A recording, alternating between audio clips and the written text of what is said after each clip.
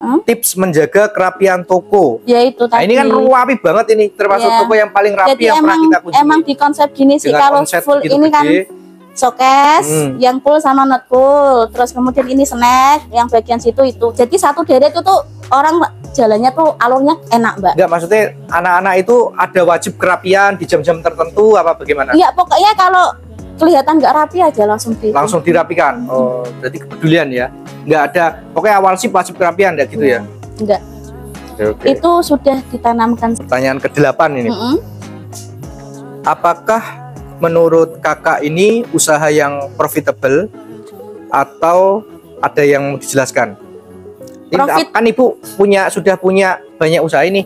Apakah ini termasuk usaha yang profitable? Yang profitable atau apa? Mau dijelaskan? Sebenarnya profit tidaknya itu tergantung pendapatan kita ya Pak. Bisa dikatakan profit tidaknya itu tergantung pendapatan kita. Ketika pendapatan kita banyak dan pengeluaran kita banyak atau tidak balance antara membayar gaji karyawan ataupun pengeluaran kita, itu juga profitnya minim Pak. Tapi tapi minim. Tapi dengan modal yang dikeluarkan sama kita nggak usah ngobrol angkanya ya.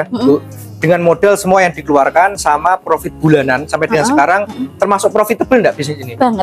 Banget ya? Banget. Oke. Menurut aku banget. Ya alhamdulillah selalu naik sih Pak omsetnya. Alhamdulillah ya. Oke. Pertanyaan ke-9 ini. Minta tips untuk orang yang baru mau memulai bisnis minimarket. Iya. Plus dan minusnya apa? Untuk tipsnya itu melihat lokasi sih Pak. Menurut aku tadi kita harus riset lebih dahulu. Risetnya kalau kita membuka usaha, ini kembali ke 7 marketing Pak. 7 ilmu strategi marketing ku ada 7. Place termasuk place ini tempat Pak. Tempat juga mempengaruhi.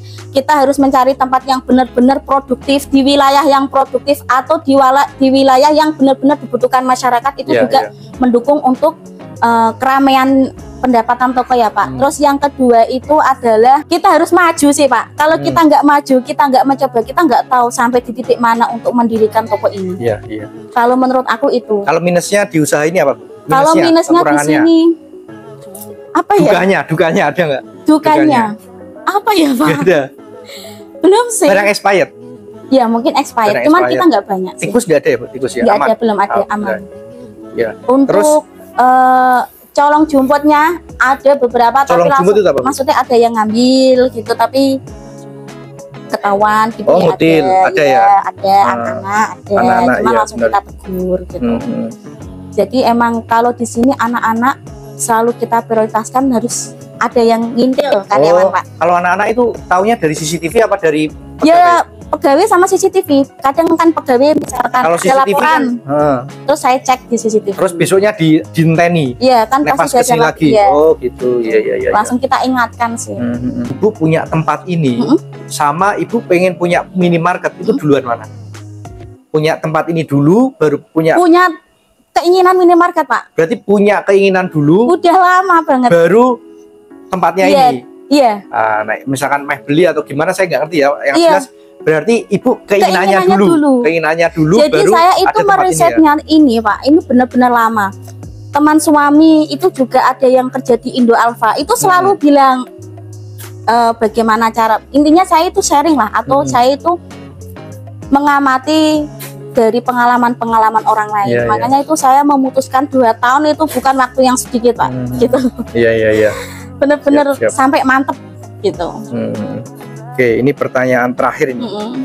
Secara keseluruhan, apakah bisnis minimarket ini sesuai ekspektasi kakak, atau melebihi ekspektasi kakak, atau kurang jauh dari ekspektasi? Melebihi ekspektasi saya. Melebihi ekspektasi ya. Karena ternyata masyarakat itu benar-benar sangat menerima dengan keadaan Royal Mart ini. Saya bersyukur dan alhamdulillah banyak yang terbantu dengan adanya kebutuhan di tengah malam. Kenapa saya buka sampai jam 4, enggak 24 jam? Karena di waktu 2 jam itu saya emang harus memberhentikan komputer biar istirahat dulu komputernya. Nanti jam 6 pagi langsung kita buka lagi. Oh iya. Tujuan saya cuma itu sih. Enggak ada maksud yang lain. Karena komputer juga butuh istirahat gitu. Nanti meledak konslet gimana gitu. Tapi begini Bu, ini analisa saya ya Bu, tambahan. memang Ibu punya beberapa basic marketing yang baik. Tetapi perlu saya sampaikan juga bahwa bagaimana Ibu itu saya lihat bisa menjaga hubungan baik dengan masyarakat. Sehingga masyarakat mau ke sini percaya. Iya. Jadi hubungan baik itu Bu. Iya. Sampai pas sosialisasi ke masyarakat. Sampai pas kemarin grand opening saya masih ingat bahwa sebelum grand opening setelah potong pita itu belum boleh belanja dulu. Ada beberapa adik-adik kita yang mohon maaf yang yatim itu belanja sepuasnya dulu, terus sama Pak Haji dibayarin dulu, baru mereka selesai baru orang belanja. Artinya memang kedekatan, hubungan-hubungan baik dengan masyarakat itu membuat orang percaya. Jadi istilahnya gandeng geret lah ya. Kita sosialnya dapat, berkahnya dapat, rezekinya juga dapat. Amin, amin. Ini yang ya. terakhir yang mau disampaikan kepada sahabat toko Made Indonesia yang sudah punya toko, Bu. Yang sudah punya toko terus pengen mengembangkan toko, tipsnya apa? Tipsnya itu optimis ya Pak. Satu, optimis, kita sama-sama berjuang di toko mandiri ya teman-teman. Terus belajar ya Bu? Terus belajar. Jadi sampai saat ini saya tuh masih belajar terus Pak. Belajar algoritma marketing setiap hari itu saya harus belajar setiap hari. Dan saya harus benar-benar meneliti kebutuhan masyarakat setiap hari yang dibutuhkan bahwa perkembangan zamannya seperti apa. Karena apa? Selain saya mendirikan untuk bermanfaat di toko ini, pasti saya juga bermanfaat untuk di toko online saya. Seperti perkembangan zaman, sampai dulu itu pakai HP jadul ya Pak. Dengan PD-nya saya untuk memarketing produk saya. Dan memang di sini luar biasanya itu kompetitornya banyak. Banyak banget di sini. Kayak plastik-plastik ya masih laku enggak di sini? Kita mau habiskan, malah kita mau stop Pak. Mau stop ya? Kalau kita mau buka toko nanti malah bukanya itu yang khusus plastik sendiri. Oh gitu. Iya. Bukan yang bercampur seperti ini.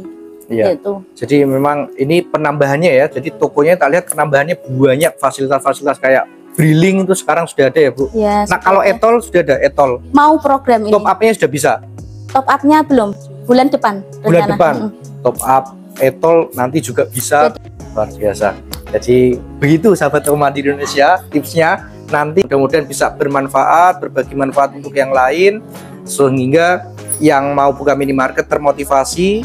Artinya kita tidak akan berusaha meyakinkan yang mau buka minimarket ya itu pilihan, tetapi kita berusaha memberikan gambaran secara umum bagaimana cara mengelola minimarket, bagaimana tips-tipsnya tadi sudah disampaikan Bu Nila. Saya juga terima kasih Bu. Ya, saya sebenarnya sudah dari kemarin pengen ini karena tokonya luar biasa. Saya juga sering nonton story-nya di TikToknya Royan Mat, wah luar biasa gitu. Kayak dengan omset segitu, tokonya rapi banget. Ya, bener rapi banget, luar biasa. Saya terima kasih Bu. Mudah-mudahan usahanya ini bisa menjadi manfaat untuk Ibu dan keluarga, sama pegawai dan keluarga dan masyarakat sekitar.